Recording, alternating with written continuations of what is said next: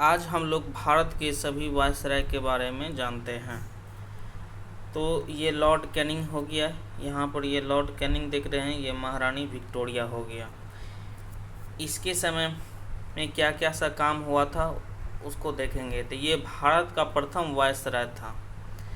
भारत का शासन कंपनी के हाथ में सीधे ब्रिटिश सरकार के नियंत्रण में ले लिया गया। 1860 में मैकाले द्वारा भारतीय दंड संहिता आईपीसी एंड 1861 में फौजदारी विधि संहिता का निर्माण किया गया। इसी के समय 1857 का विद्रोह हुआ था। 1856 का विधवा पुनर्विवाह अधिनियम इसी समय पारित किया गया। धारा 15 के द्वारा विधवाओं को विवाह का वैधानिक अधिकार मिला। 1857 में मुंबई, कोलकाता, मद्रास विश्वविद्यालय की स्थापना की गई। 1861 में कोलकाता, मुंबई, मद्रास में एक एक उच्च न्यायालय की स्थापना की गई। 1858 का एक्ट पारित किया गया जिसमें महारानी विक्टोरिया को भारत का सम्राज्ञी घोषित कर दिया गया। उसके बाद देखते हैं सर जॉन लॉरेंस।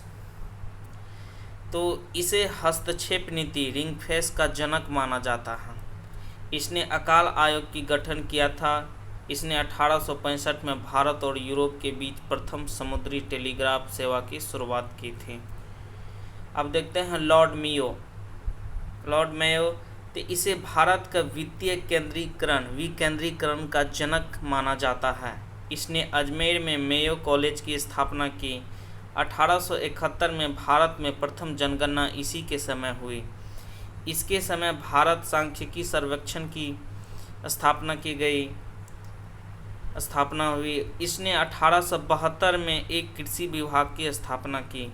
मेयो की हत्या इसके कार्यकाल के दौरान अंडमान एंड निकोबार में एक अफगान द्वारा की गई। उसके बाद लॉर्ड नॉर्थब्रोक। तो 1872 का नेटिव मैरिज एक्ट इसी के समय पारित हुआ था। इसने अंतर जाति विवाह को मान्यता दे दी थी। इसने आयकर को समाप्त कर दिया। 1875 में प्रिंस ऑफ वेल्स का भारत आगमन इसी के समय हुआ। उसके बाद लॉर्ड लीटन। तो लीटन ने प्रेस पर प्रतिबंध हेतु 1878 में वर्नाकुलर प्रेस एक्ट लागू किया। 1878 में भारतीय शास्त्र अधिनियम पारित किया गया जिसके तहत कोई भी व्यक्ति बिना लाइसेंस के शस्त्र धारण नहीं कर सकता था। लीटन ने अलीगढ़ में एक मुस्लिम एंग्लो महाविद्यालय की स्थापना की। उसके बाद लॉर्ड रिपन।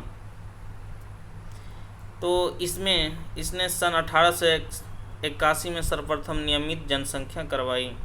तो रिपन द्वारा 1881 में प्रथम कारखाना अधिनियम लाया गया।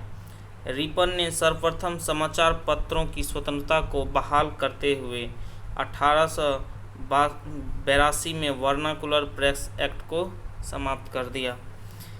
इसने क्या किया? 1882 में वर्नाकुलर प्रेस एक्ट को समाप्त कर दिया। इसने सिविल सेवा में प्रवेश हेतु आयु को 19 वर्ष से बढ़ाकर 21 वर्ष कर दिया गया। रिपन ने वित्तीय विकेंद्रीकरण की नीति को नियमितीकरण कर दिया। फ्लोरेंस नाइटिंगेल ने रिपन को भारत के उद्धारक की संज्ञा दी। ब्रिटिश शासनकाल में इसके शासनकाल को स्वर्ण युग कहा जाता है। उसके बाद लॉर्ड डफरिन। तो इसके कार्यकाल में 1885 में ए.ओ. ह्यूम के नेतृत्व में भारतीय राष्ट्रीय कांग्रेस की स्थापना हुई। ये है ए.ओ. ह्यूम। लॉर्ड लैंसडाउन। तो 1892 भारतीय परिषद अधिनियम पारित हुआ। भारत और अफगानिस्तान के मध्य सीमा रेखा डूरंड रेखा का निर्धारण हुआ था। स्त्रियों को 11 घंटे से अधिक काम करने पर प्रतिबंध लगाया गया। साथ ही सप्ताह में एक दिन की छुट्टी की व्यवस्था भी की गई। और दूसरा फैक्ट्री अधिनियम 1891 पारित किया गया। उसके बाद लॉर्ड मिंटो द्वितीय। 1911 में ब्रिटिश किंग जॉर्ज पंचम का आगमन हुआ। इसी के स्वागत में दिल्ली दरबार लगाया गया था। इसके दौरान 2 घोषणाएं हुई। बंगाल का विभाजन को रद्द कर दिया गया, जो 1905 में हुआ था लॉर्ड कर्जन के दौरान। तो दिल्ली को भारत की प्रशासनिक राजधानी घोषित कर दिया गया। इसी के समय होर्डिंग बम कांड हुआ था 1912 में। इसी समय 1914 में प्रथम विश्व युद्ध की शुरुआत हुई। 9 जनवरी 1915 को इसी समय गांधी जी अफ्रीका से भारत लौटे। 1915 में गोपाल कृष्ण गोखले और फिरोज शाह मेहता की मृत्यु हो गई। उसके बाद लॉर्ड चेम्सफोर्ड। इसी के समय गांधी जी ने 1917 में चंपारण सत्याग्रह किया। इसी के समय 1919 में मॉन्टेग्यू चेम्सफोर्ड अधिनियम आया। 1919 में खिलाफत आंदोलन हुआ। 1919 में रॉलेट एक्ट पारित हुआ। 1919 में जालियांवाला बाग हत्याकांड हुआ। 1920 में गांधी जी ने असहयोग आंदोलन शुरू किया। उसके बाद लॉर्ड रीडिंग। तो 1921 में वेल्स के राजकुमार का भारत आगमन हुआ। इसी के समय 1922 में चौरी चौरा की घटना हुई। 1922 में चौरी चौरा की घटना के बाद गांधी जी ने असहयोग आंदोलन वापस ले लिया। 1927 में मोतीलाल नेहरू और चित्तरंजन दास ने स्वराज पार्टी की स्थापना की। ये है मोतीलाल नेहरू, ये चित्तरंजन दास। 1925 में काकोरी कांड की घटना हुई। 1927 में ICS के लिए लिखित परीक्षा की शुरुआत भारत में शुरुआत हुई। Lord Irwin. 1927 में साइमन कमीशन का गठन हुआ। 1928 में साइमन कमीशन भारत आया। 1928 में मोतीलाल नेहरू ने नेहरू रिपोर्ट प्रस्तुत की। 1928 में लाला लाजपत राय की मृत्यु होगी। यह है लाला लाजपत राय। 1928 में सॉन्डर्स की हत्या गोली मारकर की गई। 1929 में भगत सिंह द्वारा असेंबली बम कांड किया गया। 1930 में प्रथम गोलमेज सम्मेलन लंदन में हुआ। 23 मार्च 1931 को भगत सिंह, सुखदेव और राजगुरु को एक साथ फांसी दे दी गई। ये है Saunders, Bhagat Singh, Sukhdev, Rajguru. Lord Wellington.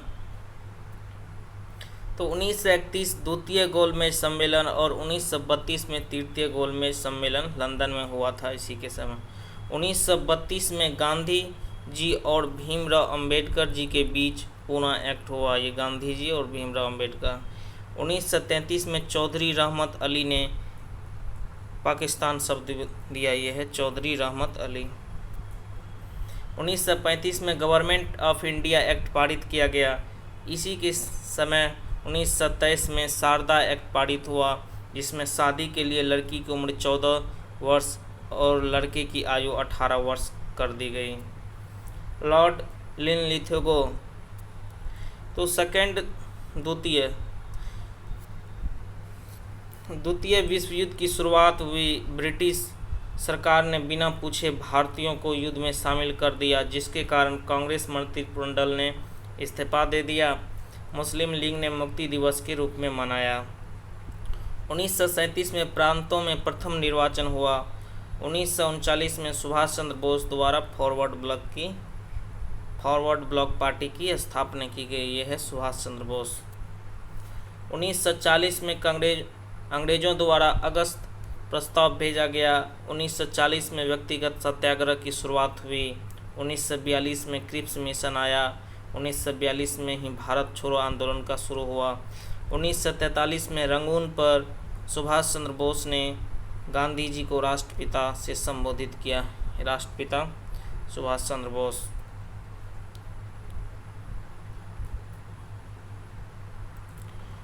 उसके बाद देखते हैं लॉर्ड वेबल।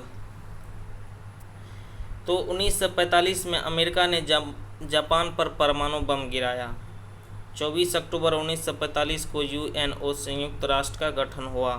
1946 में कैबिनेट मिशन प्लान भारत भेजा गया। इसके समय राजनीतिक समाधान के लिए शिमला सम्मेलन का आयोजन किया। इसके समय प्रमुख विद्रोह नौसैनिक विद्रोह था। उसके बाद आता है लॉर्ड माउंटबेटन। ये भारत का अंतिम वायसराय और स्वतंत्र भारत का प्रथम गवर्नर जनरल था। यह 2 प्लान लेकर आया, माउंटबेटन प्लान और डिक्की बर्ड प्लान। 1947 में भारतीय स्वतंत्रता अधिनियम आया जिसे हमें आज़ादी मिली। सी राजगोपालाचारी भारत का अंतिम गवर्नर जनरल और एकमात्र भारतीय गवर्नर जनरल बनाया गया। इसे भारत का चाणक्य कहा जाता है। 24 जनवरी 1950 को गवर्नर जनरल का पद खत्म करके राष्ट्रपति का पद शुरू किया। इस प्रकार से आप भारत के वायसराय के बारे में जो कुछ जाने उसको आप याद रख सकते हैं।